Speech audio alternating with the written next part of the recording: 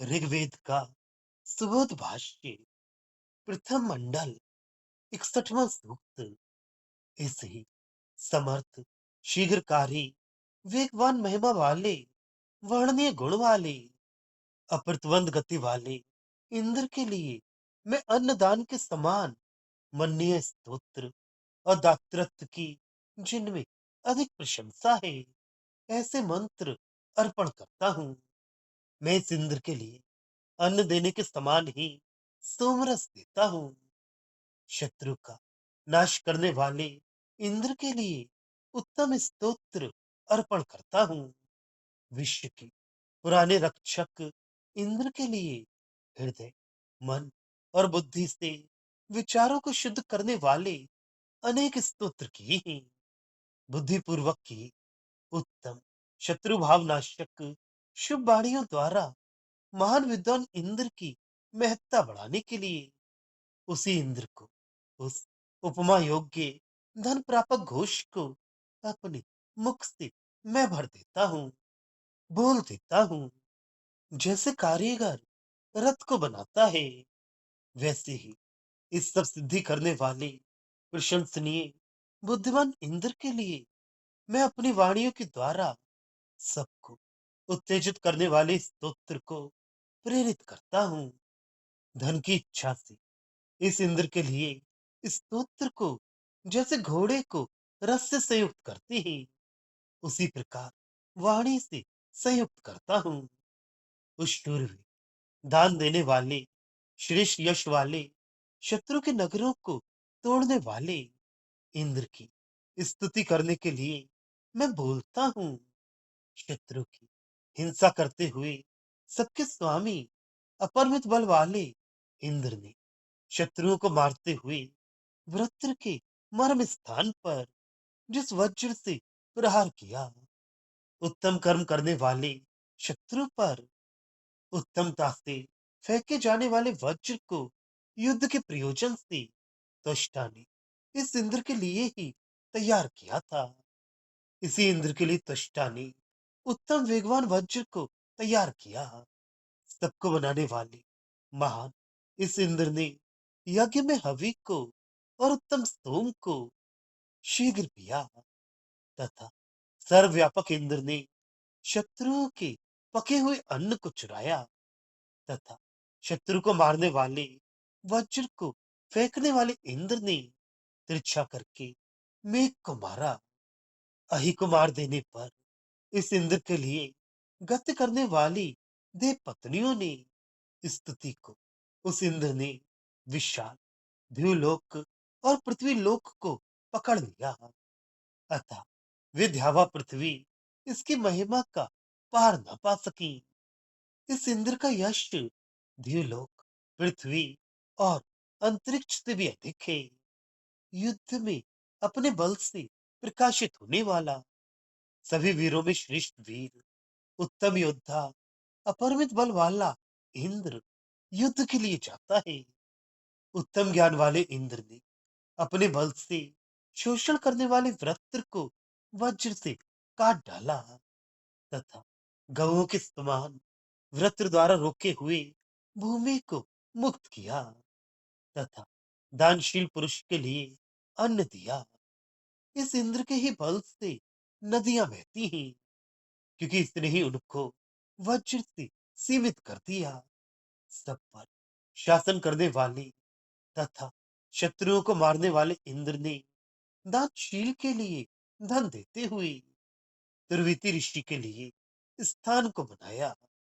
हे इंद्र, शत्रुओं का हिंसक, सबका स्वामी, अपरिमित बल को धारण करने वाला, वह तो इस वृत्र पर वज्र का प्रहार कर तथा जलों को बहाते हुए प्रवाहों के बहने के लिए इस वृत्र के अवयव को वज्र से जैसे बिजली पदार्थों को काटती है उसी प्रकार काट।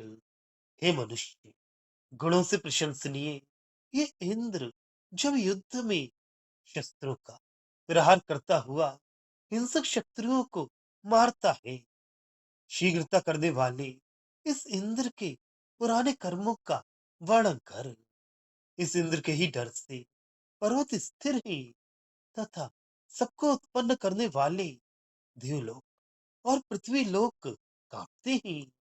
गुण वर्णन करने वाला नोधा ऋषि इस सुंदर रूप वाले इंद्र के रक्षण में रहकर शीघ्र ही बलवान हो गया।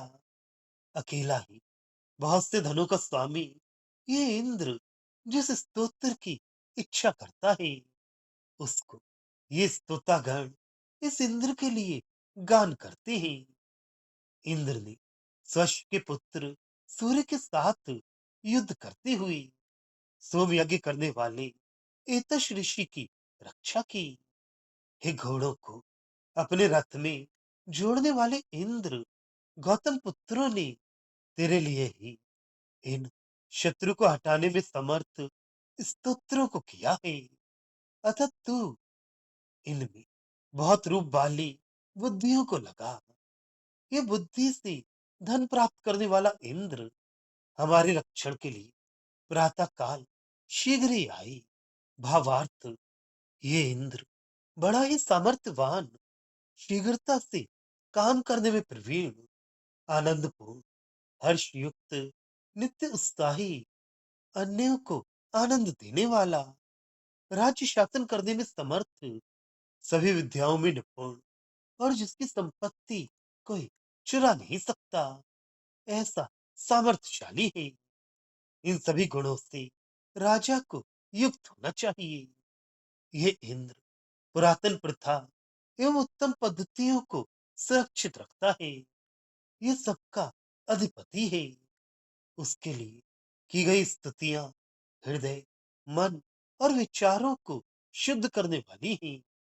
प्राचीनत्व की रक्षा राजा को अवश्य करनी चाहिए, क्योंकि प्राचीन प्रथाओं में राष्ट्र की संस्कृति और सभ्यता निहित रहती है। ये इंद्र बहुत प्रशंसनीय दाता है, ज्ञानी, विद्वान है, सबसे श्रेष्ठ है। ऐसे उत्तम देव की उत्तम मन से हमेशा ऐसी स्तुति करनी चाहिए कि उसका उत्साह बढ़े और वे शत्रुओं का नाश करने में समर्थ हो। राजाओं को हमेशा अपने पास ऐसे कवि रखने चाहिए कि जो हमेशा अपनी कविताओं से उसका उत्साह और जोश बढ़ाते रहें। ये इंद्र अन्नवान है, प्रशंसनीय है और बुद्धि देने वाला तथा ज्ञान का देने वाला है। जैसे कारीगर रथ को बनाता है, उसी प्रकार मैं अपनी स्तुतियों से इंद्र को उत्साहित करता हूँ। जिस प्रकार रथ में जुड़े हुए उत्तम घोड़े शत्रुओं से लड़ने वाले शूरवीर को युद्ध में उत्तमता से ले जाते हैं, उसी प्रकार स्तुतियों से इस इंद्र को प्रेरित करना चाहिए ताकि यह शत्रुओं का वध कर सके।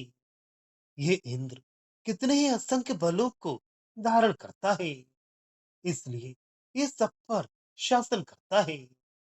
ये जिस वज्र से वृत्रासुर के मर्म स्थान पर आघात करता है, उस वज्र को त्वष्टा ने इस इंद्र के लिए विशेष रूप से तैयार किया था। इसी प्रकार राष्ट्र के शत्रुओं को मारने के लिए लोग तीक्ष्ण शस्त्र अस्त्र तैयार करें और राष्ट्र का संरक्षण करें। ये इंद्र सब जगत का निर्माण करने वाला है, सबका पालन करने वाला है, यह सर्वव्यापक है। ये बलशाली इंद्र शत्रुओं के अन्नों को नष्ट करके उनका विनाश करता है और वज्र के द्वारा शत्रुओं के नेता वृत्र को मारता है। राजा भी नए नए साम्राज्यों का निर्माण करने वाला हो, उन साम्राज्यों की प्रजाओं का उत्तम रीत से पालन करे। अहि नामक असुर को मारने पर प्रसन्न होकर सभी देव पत्नियों ने इंद्र की स्तुति की। उसके कारण उसका यश इतना बड़ा कि उसका यश द्युलोक और पृथ्वी लोक में भी नहीं समा सका। इसी तरह अध्यात्म में जब जीवात्मा काम क्रोध आदि असुरों को मार देता है, उन्हें विनष्ट कर देता है, तो सारी देव पत्नियां अर्थात इंद्रियों की शक्तियां आत्मा के वश में हो जाती हैं और तब उस महापुरुष का विस्तृत यश सर्वत्र फैलता है। ये इंद्र अपने शत्रुओं से लड़ने के लिए हमेशा सन्नद्ध रहता है, कभी भी असावधान नहीं रहता। इसलिए इसके शत्रु भी सदा इससे डरते रहते हैं और इसका यश फैलता रहता है। इसी तरह हर राजा या सेनापति को चाहिए कि वह युद्ध के लिए हमेशा तैयार रहे, शत्रुओं से सावधान रहे। जो ऐसा हमेशा सावधान रहता है वही देश की अच्छी तरह रक्षा कर सकता है। उत्तम ज्ञानी इंद्र ने शोषण करने वाले वृत्र को वज्र से काट डाला और गायों को मुक्त किया तथा वृत्र के हाथ में पड़ी हुई अपनी भूमि को भी छुड़ाया और इस प्रकार उस इंद्र का यश फैला। इसी प्रकार राष्ट्र में प्रजाओं का शोषण करने वाले जो अधिकारी या अन्य व्यापारी आदि हो उन्हें विनष्ट करे।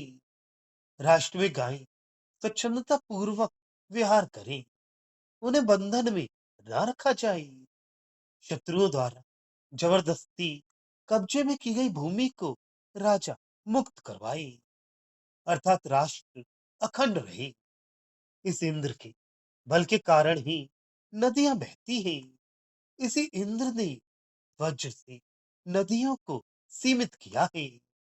इसी प्रकार राजा भी बांध आदि बांधकर नदियों को सीमित करे, अर्थात नदियां उच्छृंखल होकर बाढ़ आदि के रूप में राष्ट्र की प्रजाओं को कष्ट ना दे। ये इंद्र स्वयं शत्रुओं का विनाशक है, इसलिए शत्रुओं के नाश करने वाले वीर की ही यह सहायता करता है। अंतरिक्ष की बिजली जिस प्रकार सभी पदार्थों को काटती है, अर्थात जिस पर यह बिजली गिरती है वही पदार्थ नष्ट हो जाता है, उसी प्रकार इंद्र का वज्र जिस शत्रु पर पड़ता है वही शत्रु नष्ट हो जाता है। इसी तरह राष्ट्र के राजा की शक्ति हो, जिस शत्रु पर राजा के शस्त्र अस्त्र गिरे वह शत्रु सर्वथा नष्ट हो जाए। ये इंद्र बड़ा फुर्तीला और उत्साहवान है, वह अपने ही गुणों के कारण सर्वत्र प्रशंसनीय है, अर्थात दूसरों के गुणों और बलों के आधार पर वह काम नहीं करता।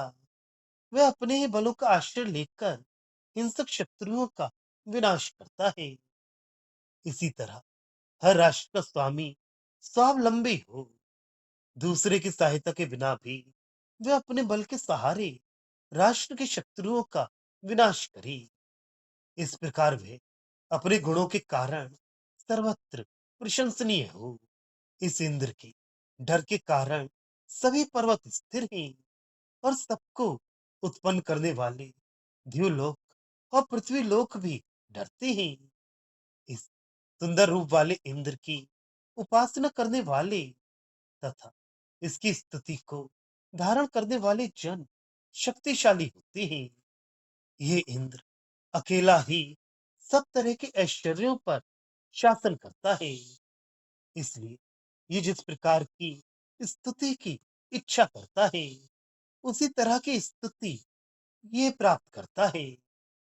सब तरह के ऐश्वर्य से संपन्न मनुष्य हर तरह के सुख और सुविधा प्राप्त कर सकता है।